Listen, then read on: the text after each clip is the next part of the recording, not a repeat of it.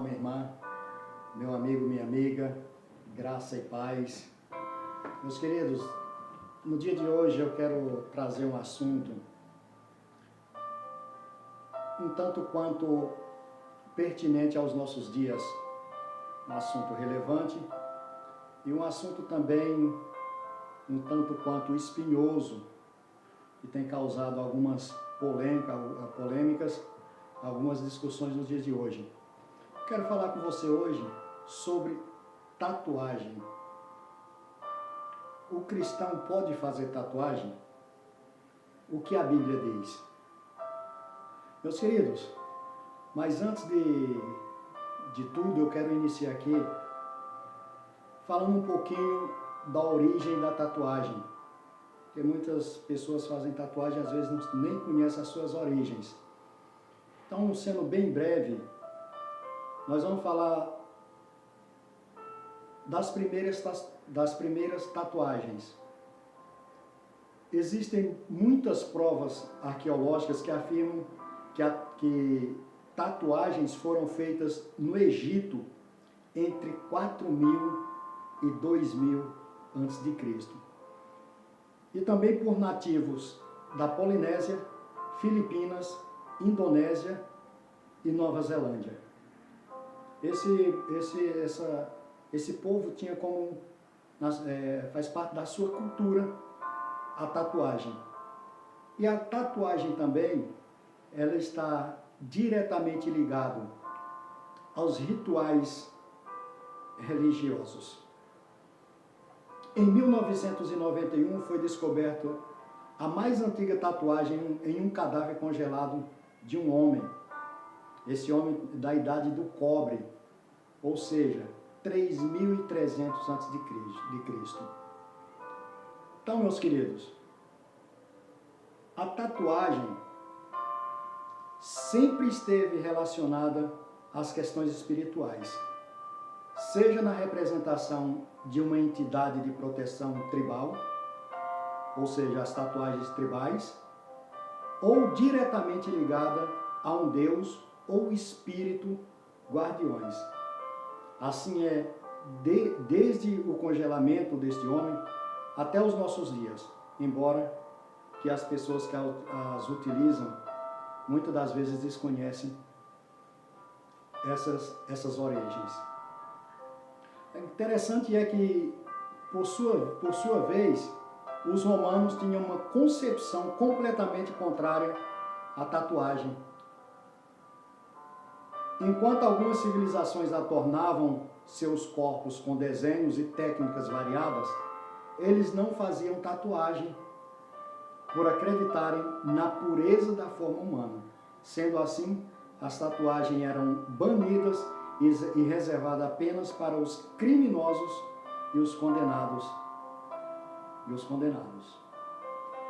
Nós sabemos que, por exemplo, no Japão, existe uma prática comum e essa prática é difundida desde o século V a.C. Ela é usada para o embelezamento do corpo ou para marcar criminosos. E para ter uma ideia, a arte chegou a ser proibida em 1870. Então hoje nós temos, por exemplo, uma máfia japonesa que ela é identificada pela tatuagem. Em nossos dias, a tatuagem foi descriminalizada pela sociedade e pessoas de todas as idades são tentadas, bem como incentivadas a fazê-las. E segundo os relatos dos próprios tatuadores, quem fez a primeira, fará outra. Então você veja que isso torna-se um vício.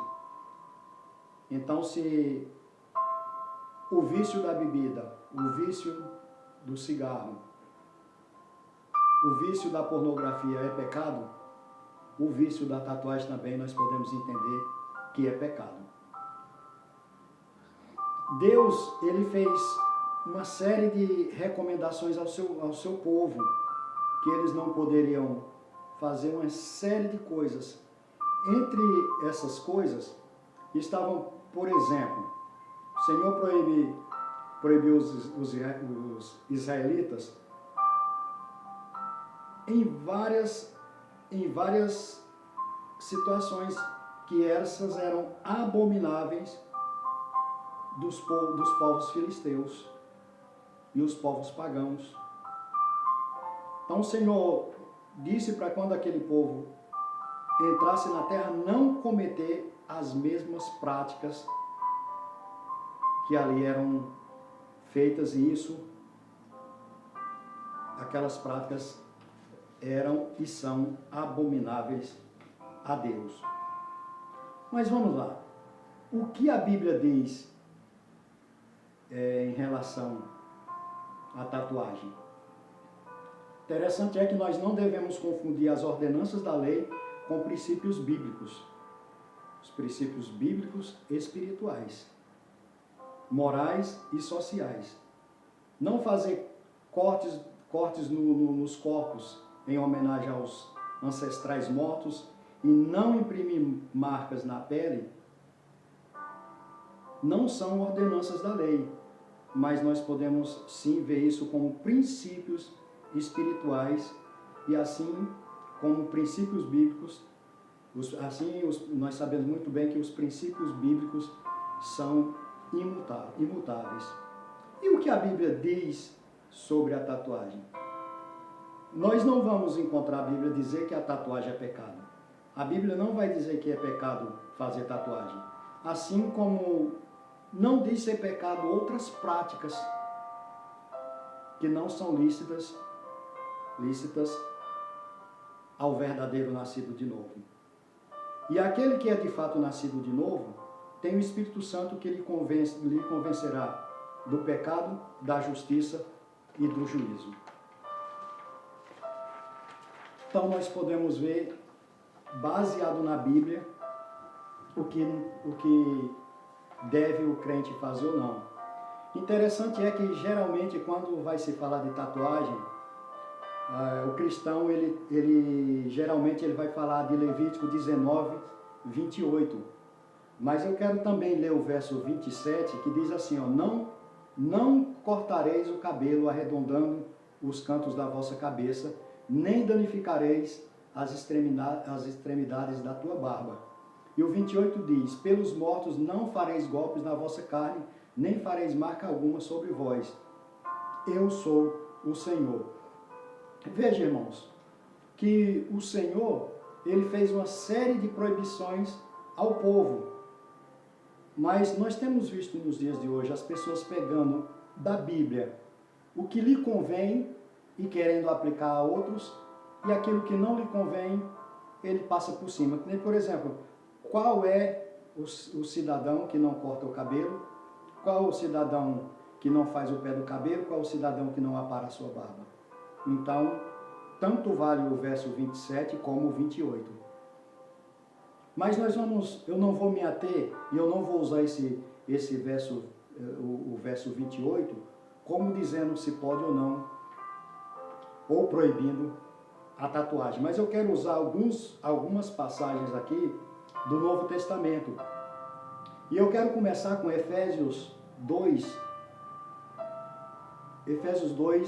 do 1 ao 3, que diz assim, ó, ele vos vivificou, estando vós mortos nos vossos delitos e pecados, nos quais outrora andaste segundo o curso deste mundo, segundo os príncipes da potestade do ar, do espírito que agora opera nos filhos da desobediência, entre os quais todos nós também antes andávamos nos desejos da nossa carne, fazendo a vontade da carne e dos pensamentos, e éramos por natureza filhos da ira, como também os demais.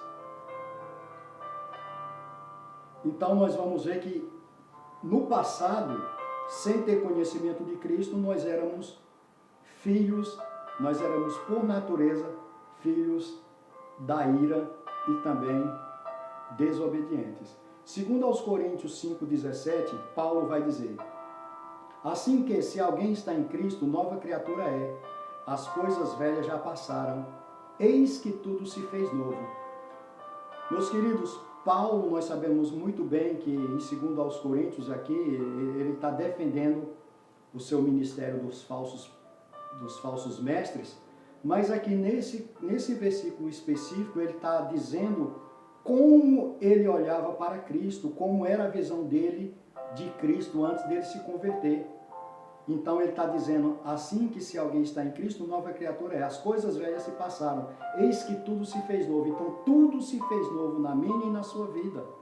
As práticas do passado, a maneira como nós víamos Cristo, a maneira como nós enxergávamos o Evangelho já ficou para trás, mas nós precisamos de fato, a partir do momento que nos convertemos, viver verdadeiramente como manda o Evangelho e que tudo, e fazer com que as pessoas vejam que tudo se fez novo na nossa vida. 1 de João 2, 15 e 17 diz, não ameis o mundo nem o que há no mundo. Se alguém ama o mundo, o amor do Pai não está nele. Porque tudo o que há no mundo, a concupiscência da carne, a concupiscência dos olhos e a soberba da vida não é do Pai, mas do mundo. E o mundo passa e a sua concupiscência, mas aquele que faz a vontade de Deus permanece para sempre. Tiago 4,4 diz, infiéis ou adúlteros e adúlteras, não sabeis vós que a amizade do mundo é inimizade contra Deus? Portanto, qualquer que quiser ser amigo do mundo, constitui-se inimigo de Deus. Vamos agradar a Deus ou agradar o mundo? Ou somos de Deus ou somos do mundo. Ou nossas práticas são práticas cristãs ou são práticas mundanas. Colossenses 3,17 vai dizer assim, ó, e tudo quanto fizerdes por palavra ou por obras, fazei-o em nome do Senhor Jesus, dando por ele graça a Deus Pai. Uma tatuagem glorifica a Deus. A tatuagem é para a glória do Deus Pai. Uma pergunta. 1 aos Coríntios 10, eu quero ler do 31 ao 32. Portanto, quer comais, quer bebais, ou façais qualquer outra coisa, fazei tudo para a glória de Deus. Não vos torneis causa de tropeço nem a judeus, nem a gregos, nem a igreja de Deus. Assim como também eu em tudo procuro agradar a todos, não buscando o meu próprio proveito, mas o de muitos para que sejam salvos. Então, tudo que nós fizermos, nós, como cristãos, nós devemos pensar no que estamos fazendo e como isso pode afetar a fé de um irmão. 1 de Pedro 2,9 vai dizer assim, vocês, porém, são geração eleita, sacerdócio real, nação santa, povo exclusivo de Deus, para anunciar as grandezas daquele que os chamou das trevas para a sua maravilhosa luz.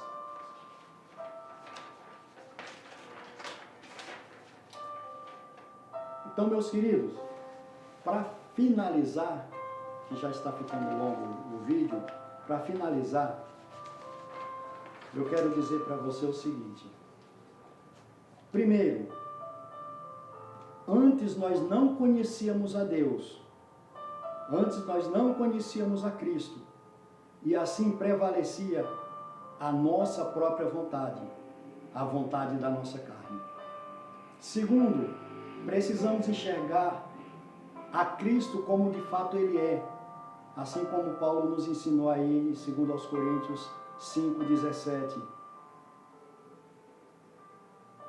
Mude sua visão em relação a Cristo e em relação ao Evangelho. Terceiro, o amor ao mundo caracteriza atender o desejo da nossa carne. E uma pergunta, de quem você é amigo, de Deus ou do mundo? Não existe um terceiro caminho, são apenas dois, céu ou inferno. E quinto, tudo que fizer, seja para a glória de Deus. Tudo que fizermos, seja para a glória de Deus. Então, eu quero aqui pedir para que você venha, quem sabe você está pensando em fazer uma tatuagem, quem sabe você acha isso tão bonito, mas veja se a palavra de Deus se a Bíblia é sagrada, se ela vai te dar base para você fazer uma tatuagem, você como cristão. Hoje é comum, antes não, antes quem procurava fazer uma tatuagem era tão somente os jovens.